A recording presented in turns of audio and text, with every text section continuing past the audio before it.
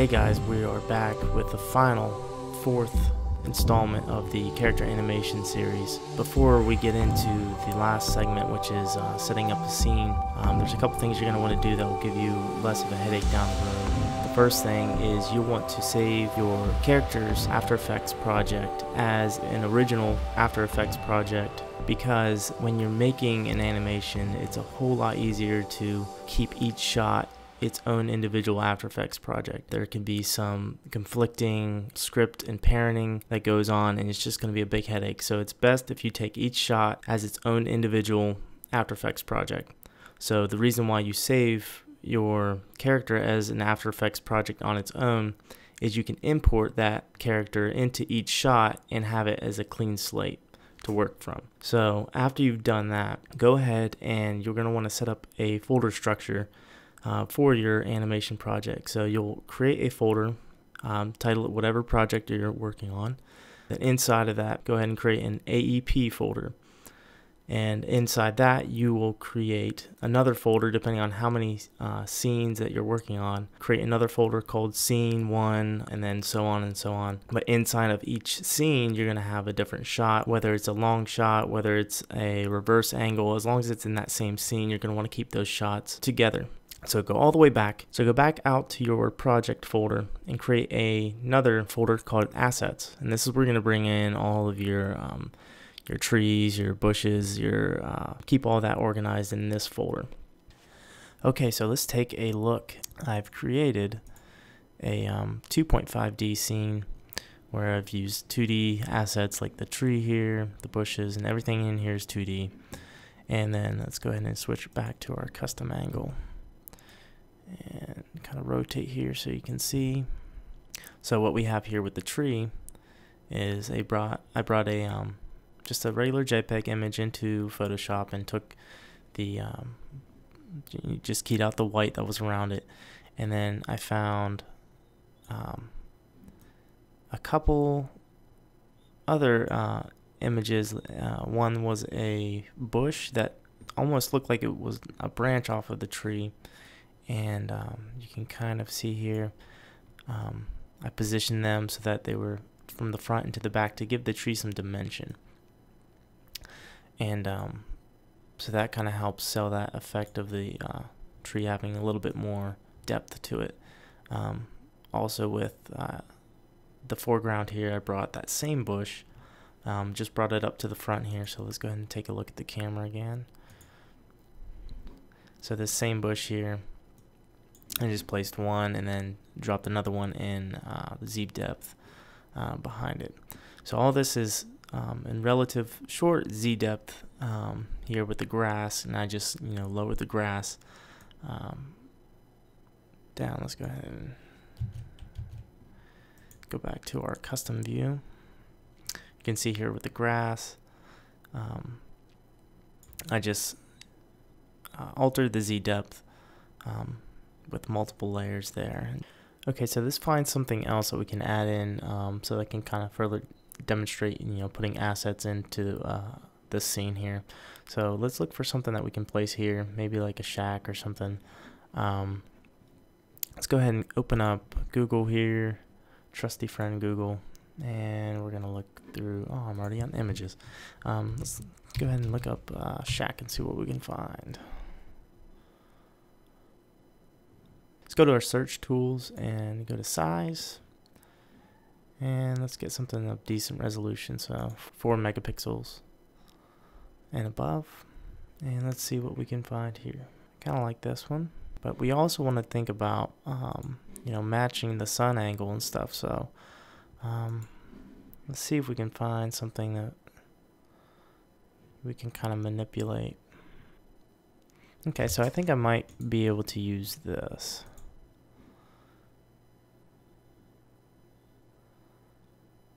So we could probably cut around the edges here and maybe take this in. So let's go ahead and save this image, and we'll go navigate to our assets folder and we'll save it. Okay, so let's go into Photoshop and let's bring up our assets folder. There we go. And let's import our little dune shack here. Okay, so the first thing you're going to do is cut around the image that you need. I know that I'm probably not going to see this part down here, so I can be a little bit messy down here, but these edges here are going to be pretty visible if there's any artifacts or anything left over. So let's go ahead and take care of these edges here.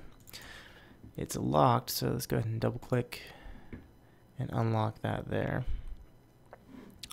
And I like to create a layer below it, and let's go ahead and find a color. I like to put a color underneath so that when I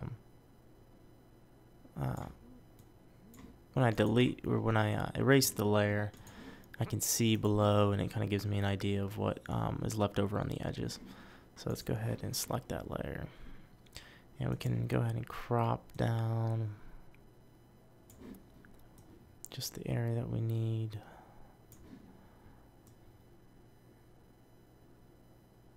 And we'll leave that there. Let's bring that over a little bit. Alright, so let's crop that so we're working with less than we need. Okay, let's zoom in. And I'm just simply, for this, I mean, it depends on what you're erasing. Like I could do like a color range if you want to go to select color range and select the sky here. You can kind of see what it's going to select. To me, that's just blending into too much stuff here on the side. If the colors were contrasting a little bit more, you could just, you know, get the whole outline here and then hit select and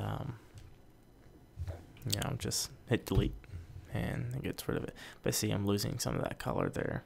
So let's undo that and deselect, and we'll go ahead and just start erasing here. I'm going to speed this up. Okay, so I've finished cleaning up around the edges, and that's just simply taking the eraser tool around the edges finally. And you don't have to do such a huge job unless it's really close up to the camera. Otherwise, you can usually get away with a little bit of stuff that's kind of left here on the edges. But let's go ahead and save our image here. I'm gonna save as. I like to save as a PNG. You can keep it as a PSD and import that in, but just for file size, it's a lot smaller. Let's go with the PNG, and we'll go ahead and name this alpha at the end because it does have an alpha channel. If you're unfamiliar, that's the transparency there. Go ahead and hit OK. Saving. Go back into After Effects and open up our assets folder, and we will bring our shack into our assets and bring in our shack into our scene. I'm gonna go over the layers here that I have. So let's go ahead and navigate down here to where our sky layer is, the dirt layer that's behind all the grass, the tree, and then all this is grass here. So I'm gonna bring in the shack. Let's go ahead, it's gonna be on the other side of the dirt here. So we'll bring it in, make it a 3D layer, and let's go ahead and shrink it down.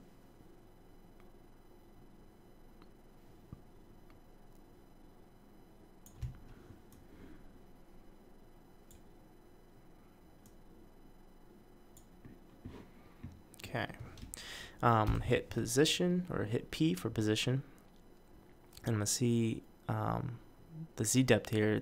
That's right at where the tree would be on the Z plane. So let's go ahead and bring it, send it back into frame. Send it back. Let's go ahead and see what this back hill here is. Just a shape layer that I've pushed back. Let's go ahead and see where that is in Z depth. Okay, so that's pretty far back there. Maybe we don't need to be too far back. That's fine. Before I color this shed, what I've added to this back, the sky that I found, I just found a random sky image online and applied a couple things to it. I applied a curves adjustment and a liquefy. What the liquefy adjustment does is it allows me to, let's go ahead and solo this layer. It allows me to mess with the clouds here and make it look like they're moving ever so slightly, and I can make them kind of twist. Let's go ahead and hit U to bring down my keyframes. I just have 2 keyframes here with the distortion mesh. So I make one at the beginning, that's normal, and then I go all the way to the end of your scene, and these tools here will allow you to manipulate the image. So this one here, as you can see, it's a circle with arrows on each side that's gonna like magnify. Like if I click down and let it kind of process here, it does take a bit of CPU strength, so you can see that it just kind of keeps blowing that up. I'm gonna undo that, but you get the idea of what it does. Okay. These other tools here, this one will like spiral. You can control the brush size, so you can make the brushes small, the pressure, a bunch of cool things that you can do to the sky, and like make clouds look like they're kind of billowing and stuff. Very subtle stuff. But let's go back to the scene, and you can see that there's like a glow, pretty like big glow, like where the sun would be, and it's, you know, overlapping the grass and the tree. Let's talk about an adjustment layer that I made here that is over top of the entirety of the scene that I applied a glow to, and I've set the glow threshold up to 87%, so 87% and above, like the luminance, will have a glow to it. I've set the glow radius high so that you get this overlapping of the brightness of the sun, and then the glow intensity higher as well. And so that covers the kind of atmosphere that sets there. So some really cool stuff that you can do with adjustment layers, and just applying some you know, simple effects to like the background. Let's also talk about the tree here. Let's go down to where the tree layers are. Let's go ahead and open up this composition that I made, and we can kind of dissect what I made here. If we go ahead and make a custom view here, you can see that much better than you could in the main scene. That my tree is just, you know, a normal kind of image that I applied a luminance key and took out the white. If you find one that's outdoors, then you're gonna have to do a lot more you know, cutting around the edges. But we have our tree layer, which doesn't really look that pretty. Let's go ahead and get in here. And then all of these are just branches that I've placed, these yellow ones here up front, and these red ones I've just pushed to the back.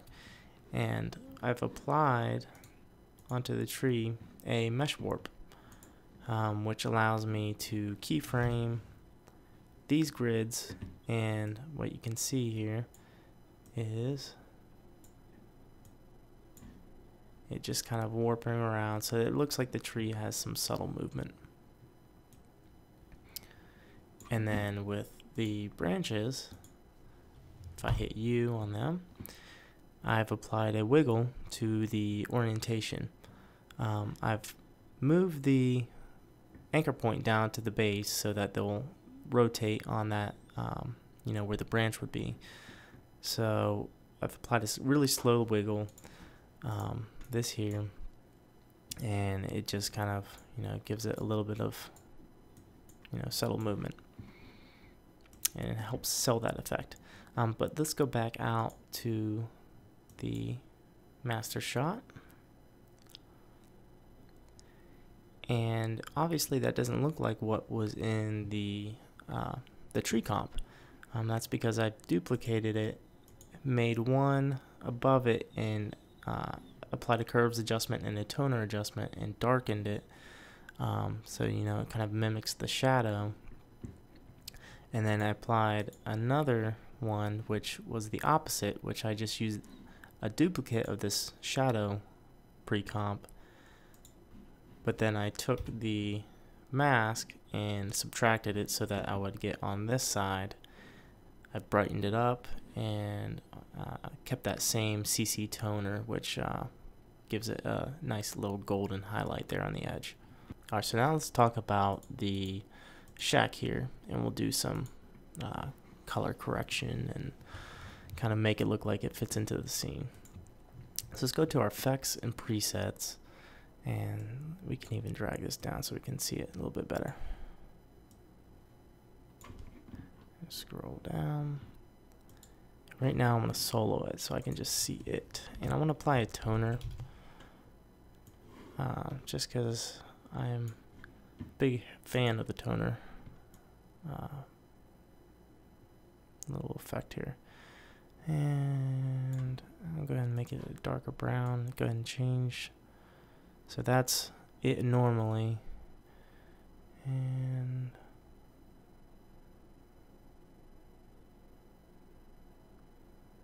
okay, that's somewhat good. And let's go ahead and get a curves adjustment.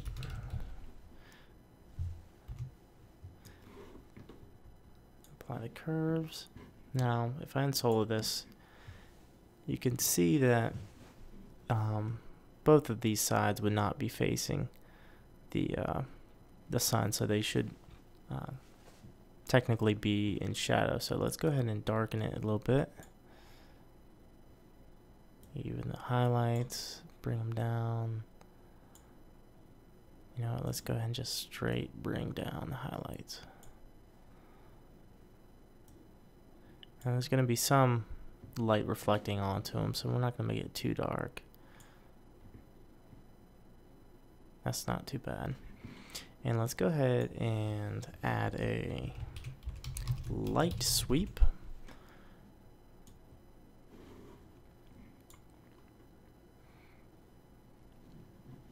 Oh yeah, that looks great. We should just keep it like that. Just kidding. What this light sweep does is makes a light sweep. So you can animate, like this is cool for other things. Very, very simple technique. But what I'm going to do is take down the sweep intensity. So this whole thing will be gone. And then I want to widen the effect even more. Let's go and bring it all the way up. And these this edge intensity here is the highlight that's going to be on the edge. Now you can hardly see it, so you can kind of see the highlight here on the edge. And let's go ahead and bring up the edge thickness so it's a little bit more apparent. And bring down the intensity a little bit. Maybe back up. And you can adjust the angle a little bit to get it on this top portion here. Let's go ahead and bring that intensity back up, and maybe bring this back down to 5. Let's go ahead and crank this intensity just to see. So there you get a very good clear vision on what that looks like. I'm actually kind of cool with this on the edge. We can probably dim it a little bit and maybe adjust the width so it's not hitting too far back there. Okay, that's better. And adjust the intensity.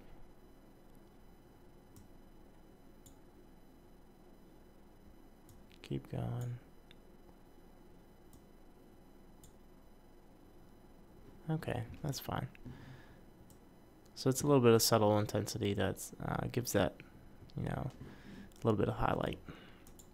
So cool. Alright, so now let's talk about bringing in our character, finally. I like to build the scene first. That way I kind of know where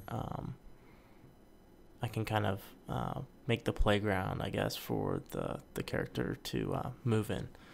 So let's go back to our project window, and we are going to File, Import, File, and let's go ahead and navigate back to our AEP.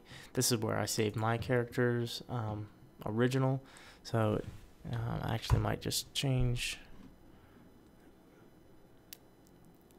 Go ahead and import the character, AEP, and it'll bring it in a file. I'll go ahead and put that in the assets, and go ahead and open that up.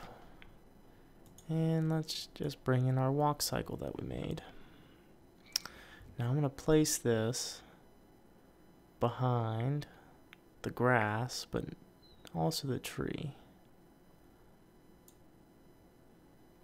Okay. So I've made him 3D, and he looks like Godzilla here. So let's go ahead and shrink him down. We'll solo him so it's a little bit easier. Go ahead and hit Y. We can adjust the anchor point so that when we scale him down, he scales down at his feet. Cool. Okay, so let's unsolo.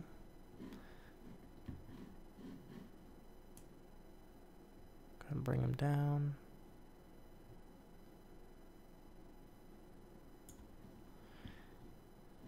Cool. So I'm gonna have it as if he's walking maybe like up a hill, like up onto the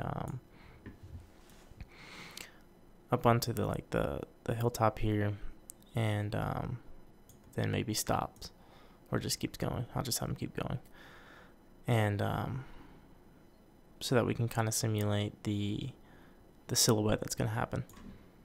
So we'll have him start here, kind of maybe back here.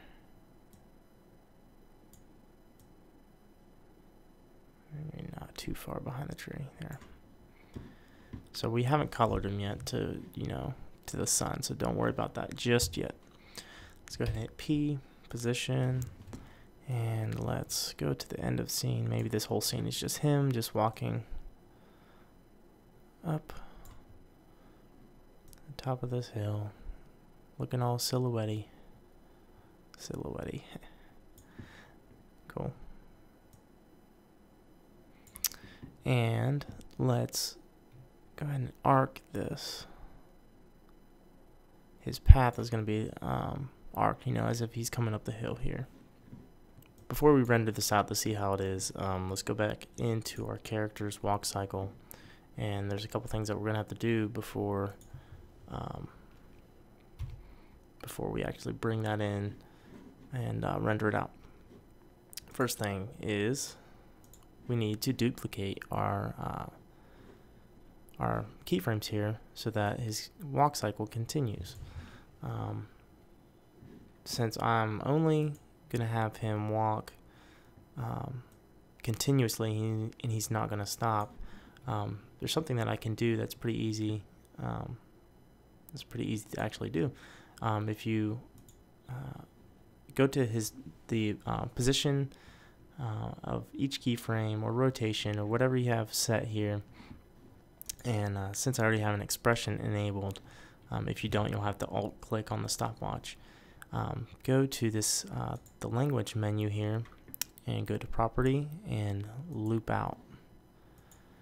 Now what that will do is it will continue the movement of these keyframes, and you won't have to duplicate those keyframes. So let's go ahead and do that for each. Okay, so now that we have that applied to each of the keyframes, now he will continue to walk forever. Sounds like a punishment. But let's go ahead and go back to our master shot. And now you should continuously walk all the way. And it may not be that far. Maybe 8 seconds is pretty long for him just to walk from there to there. So let's go ahead and extend his position here at the end. That's a little bit better. But we'll only know once we render it out. A way that we can do that without, rendering all these effects and stuff is obviously solo the character. And we'll go ahead and just hold this dirt layer here that I've used as the hill, and then apply that grass on top. So let's go ahead and just render this out here. Alright, so it's not too bad. One thing that I noticed that I'm going to have to actually put him behind this dirt hill, but it actually helps looking and seeing where his feet make contact. And whether or not they're sliding. It looks like he might be like moonwalking.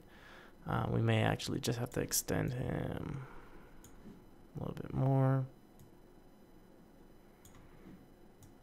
So let's go ahead and look at his feet again. That's looking good. Alright, cool. So we've got that, and let's go ahead and drop him below this dirt layer. So he's behind this hill now. Cool. Let's go ahead and work on coloring him so that he fits that silhouette. Let's go ahead and put a curves adjustment and duplicate this layer.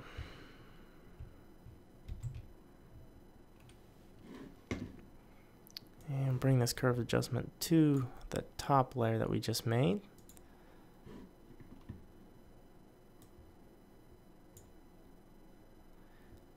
Okay, keep going. Cool. And we're going to make a mask.